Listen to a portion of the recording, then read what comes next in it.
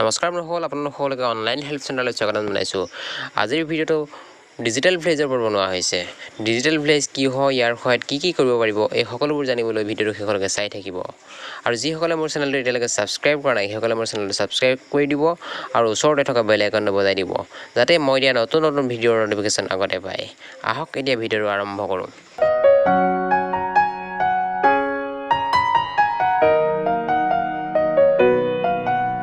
প্ৰধানমন্ত্ৰী নৰেন্দ্ৰ মোদী ডাঙৰীয়াৰ digital India কাৰ্যসূচীৰ ডিজিটেল ভিলেজ অভিযানত CSC ই-গভৰ্নেন্স ছাৰ্ভিচ ইণ্ডিয়া লিমিটেডক অন্তৰ্ভুক্ত কৰা হৈছে।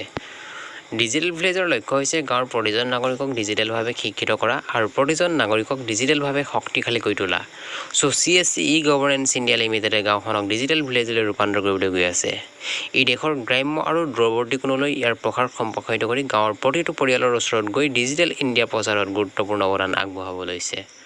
আহক জানো ডিজিটেল ভিলেজৰ মুখ্য উদ্দেশ্যসমূহ কি। ডিজিটেল ভিলেজৰ মুখ্য উদ্দেশ্যসমূহ হৈছে সমগ্ৰ গ্ৰাম পঞ্চায়ত ৱাইফাই বা ইণ্টাৰনেটৰ মাধ্যমে সমগ্ৰ গাঁওখন ইণ্টাৰনেট সংযোগৰ জৰিয়তে সামৰি ল'ব লাগিব, যাতে সমগ্ৰ গ্ৰাম পঞ্চায়তৰ লোকসকলে ইণ্টাৰনেটৰ সুবিধা লাভ কৰিব পাৰে। শিক্ষাৰ ক্ষেত্ৰত ডিজিটেল ইণ্ডিয়াৰ অধীনত সমগ্ৰ গ্ৰাম পঞ্চায়তক শিক্ষাৰ সকলো উপায় প্ৰদান কৰা হ'ব, যাৰ ভিতৰত কম্পিউটাৰ পৰীক্ষা কৰাৰ সুবিধা আৰু জ্ঞান সংলগ্ন কৰা হৈছে, যাৰ অধীনত সমগ্ৰ গ্ৰাম পঞ্চায়তত মৌলিক কম্পিউটাৰ পাঠ্যক্ৰমৰ প্ৰশিক্ষণ দিয়া হ'ব আৰু তেওঁলোকক বিনামূলীয়াকৈ কম্পিউটাৰ শিক্ষা দিয়া হ'ব, যাতে সেইবোৰ ডিজিটাইজেশ্যনৰ সৈতে সংযোজিত কৰিব পৰা যায়। স্বাস্থ্য সেৱাৰ অধীনত গ্ৰাম পঞ্চায়তৰ লোকসকলক স্বাস্থ্য সমস্যা সমাধানৰ বাবে ডিজিটেল গাঁৱত বিভিন্ন ধৰণৰ স্বাস্থ্য সম্পৰ্কীয় যন্ত্ৰ উপলব্ধ হ'ব আৰু সেই যন্ত্ৰৰ জৰিয়তে বিভিন্ন ধৰণৰ স্বাস্থ্য পৰীক্ষা সম্ভৱ হ'ব। ইয়াৰ উপৰিও ডিজিটেল ভিলেজৰ অধীনত আৰু বহুতো দক্ষতাপূৰ্ণ কলা কাৰ্যসূচী চলোৱা হ'ব, যাৰ জৰিয়তে গাঁৱৰ যুৱক যুৱতীসকলক যথেষ্ট ব্যৱসায়িক তথ্য প্ৰদান কৰা হ'ব, যাতে তেওঁ নিজকে আৰু সমগ্ৰ গাঁও পঞ্চায়তৰ লোকসকলক দক্ষ আৰু শক্তিশালী কৰি তুলিব পাৰে। ঔদ্যোগিক উদগনি দিয়াৰ বাবে ডিজিটেল ভিলেজৰ অধীনত CSC অৰ্থাৎ কমন ছাৰ্ভিচ চেণ্টাৰতে মহিলাসকলৰ বাবে স্ত্ৰী অভিমান যোজনাৰ অধীনত চেনিটাৰী পেড নিৰ্মাণ গোট নিৰ্মাণ কৰিব, যাৰ জৰিয়তে চেনিটাৰী পেড নিৰ্মাণ কৰা সম্ভৱ হ'ব, য'ত 5 গৰাকী মহিলাক CSC চেণ্টাৰৰ অপাৰেটৰে নিযুক্তি দিব।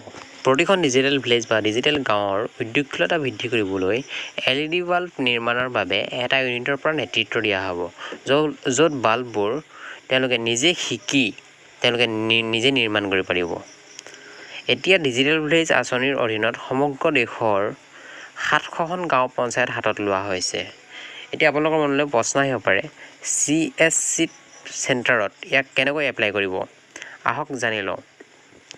যদি আপুনি এজন সক্ৰিয় CSC VLA হয় আৰু আপুনি ডিজিটেল ভিলেজ আঁচনিৰ অধীনত আপোনাৰ গাঁও পঞ্চায়তৰ আপোনাৰ নাম অন্তৰ্ভুক্ত কৰিব বিচাৰে, তেন্তে আপুনি আপোনাৰ জিলাৰ প্ৰবন্ধক বা CSC VLA ছ'চাইটিৰ কাৰ্যালয়লৈ যাব পাৰে আৰু এই আঁচনিৰ অধীনৰ তথ্য লাভ কৰিব পাৰে। আন ঠাইত আপুনি ডিষ্ট্ৰিক্ট মেনেজাৰৰ জৰিয়তেও তথ্য লাভ কৰিব পাৰে, যিবোৰ তথ্যই আপোনাৰ নাম ডিজিটেল ভিলেজ আঁচনিত অন্তৰ্ভুক্ত কৰাত সহায় কৰিব পাৰে। এই আঁচনিৰ বাবে CSC VLA কি কৰা হ'ব লাগিব, তেওঁৰ কি যোগ্যতা থাকিব লাগিব, জানো আহক। ডিজিটেল ভিলেজ আঁচনিত আপোনাৰ নাম অন্তৰ্ভুক্তৰ বাবে কোনো নিৰ্ধাৰিত যোগ্যতাৰ দৰকাৰ নাই, কিন্তু এই আঁচনিৰ প্ৰতিটো খণ্ডত 15খন গ্ৰাম পঞ্চায়ত বাছনি কৰা হৈছে।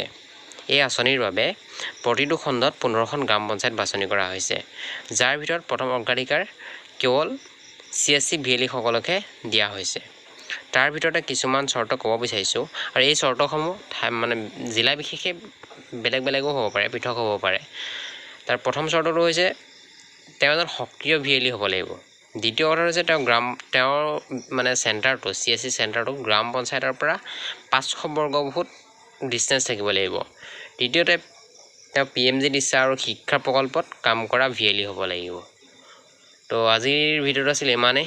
ভিডিঅ'টো চাই যদি ভাল পালে লাইক কৰিব, কমেণ্ট কৰিব আৰু শ্বেয়াৰ কৰি দিব। ধন্যবাদ।